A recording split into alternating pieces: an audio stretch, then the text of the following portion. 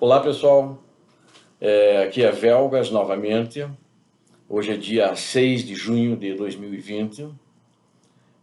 Estou gravando mais esse vídeo após o último que fiz alguns dias atrás, durante essa semana.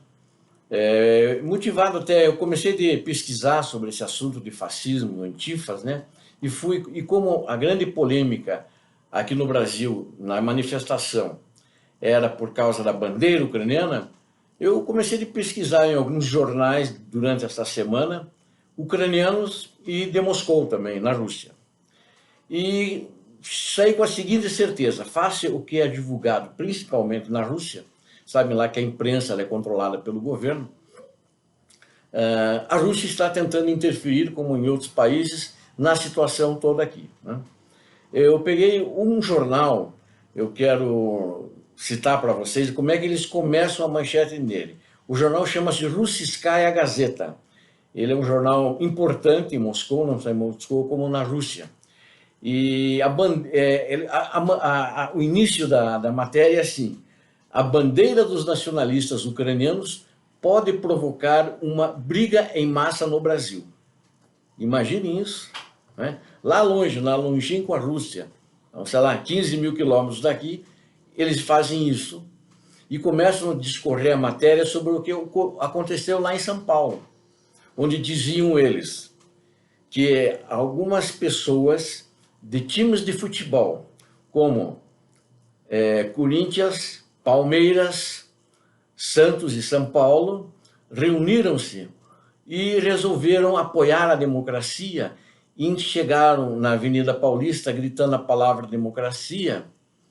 E quando encontraram esse grupo pró-governo, pró-Bolsonaro, onde estavam vestindo a bandeira, roupas amarelas e a bandeira do Brasil.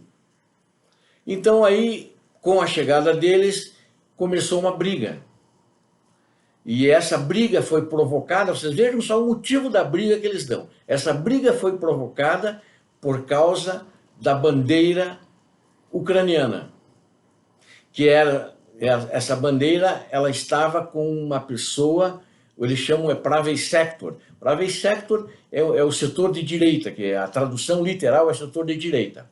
Mas é um grupo que se intitula setor de direita, é de direita, e é um partido político na Ucrânia também, e apoiam e fazem a resistência à invasão russa na região de Donbass, que engloba Luhansk e Donetsk. E também são contra a invasão, a anexação da Crimeia. São patriotas ucranianos, assim como tem patriotas brasileiros que defendem a bandeira do Brasil, as cores do Brasil, né? Estão contra o comunismo. E a briga começou por causa dessa bandeira. Vejam só que coisa ridícula. Então eles começam essa manchete dizendo que essa bandeira dos nacionalistas ucranianos pode provocar uma briga em massa no Brasil. E aí discorrem sobre esse assunto, como é que foi toda a situação lá, mas sempre dando ponto de vista positivo para esses fascistas, né? Que eles dizem que são antifascistas, mas na realidade que usam todas as técnicas fascistas para desestabilizar o movimento patriota a favor do governo Bolsonaro.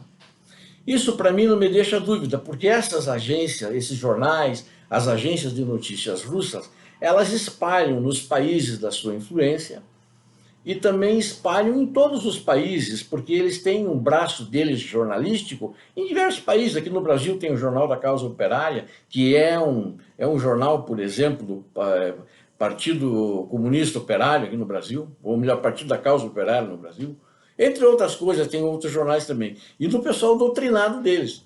E começam de fazer a cabeça das pessoas, a cabeça do povo. Ou seja, eles procuram influenciar o movimento. Então, esse movimento que está tendo agora aqui no Brasil, eles estão se antepondo àqueles que, se contrapondo àqueles que estão apoiando o presidente Bolsonaro. Então, a Rússia, assim como ela procurou interferiu, né, na eleição do Donald Trump nos Estados Unidos, ela agora está interferindo no movimento contrário ao Bolsonaro, né? E provavelmente vai interferir nas próximas eleições que tiverem aqui no Brasil, através dos seus agitadores, do seu pessoal treinado e pago por eles. Então, eu não tinha, quando fiz o vídeo anterior, essa ideia muito clara, mas sem dúvida, dentro dessa geopolítica mundial, a Rússia tem um interesse no Brasil. Ela tem o interesse que o Brasil não esteja na influência dos Estados Unidos, mas sim na influência dela. Porque o Brasil é o mais estratégico de todos os países da América Latina, né? Face às suas riquezas naturais, o estoque de água da Amazônia, a selva amazônica, o oxigênio do mundo, a riqueza em minerais, né? Mesmo o nosso parque industrial, que é forte, é pujante. Então eles têm interesse nisso, eles têm interesse em que aqui tenha um governo de esquerda, como tinha. E eles tinham uma relação muito boa com o ex-presidente e o maior criminoso existente no mundo, Lula, e também com a ex-presidente Dilma.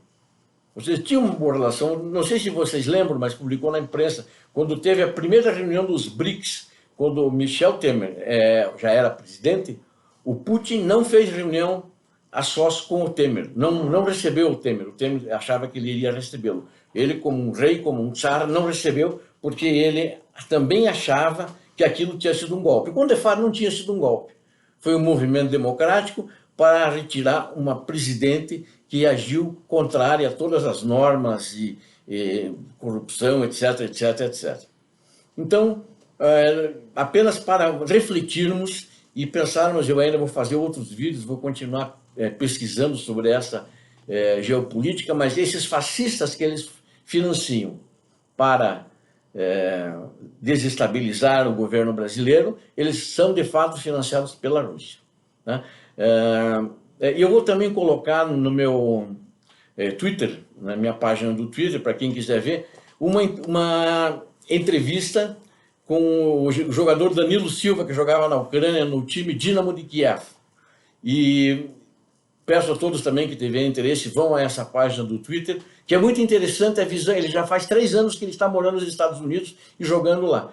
Vocês vão ver a visão que ele tem da Ucrânia, a visão que ele tem já desde o início da guerra, quando a Rússia tomou a Crimeia e invadiu Donbass, né? Vejam lá que eu vou colocar escrita essa entrevista do jogador Danilo Silva. É isso aí. Uma boa noite a todos. Deus abençoe.